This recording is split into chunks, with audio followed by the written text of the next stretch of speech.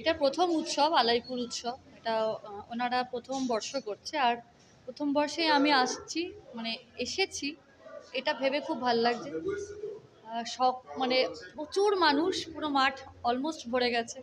এটা তো যে কোনো শিল্পীর কাছে একটা বড় প্রাপ্তি, বেশ ভাল লাগছে। বিশ্বভারতী থেকে স্টেজ এবং এই জগৎ, আপনার সফরটা কেমন ছিল? অনেক কঠিন সফর, ক্ষুদ্র পরিসরে বলা বড্ড মুশকিল, কিন্তু একটা কথাই বলবো, মনের জোর ছিল, ঈশ্বরের আশীর্বাদ আর অগন্তি মানুষের ভালোবাসা। মনের জোরটা এখনও আছে, ভালোবাসাটা নিয়ে এখনও চলছি। আরও বৃহত্তর জায়গায় এই বাংলার মাটির গানকে নিয়ে যাওয়ার আপ্রাণ চেষ্টা করছি। দেখি কি হয়, এইটুকুই কামনা করব।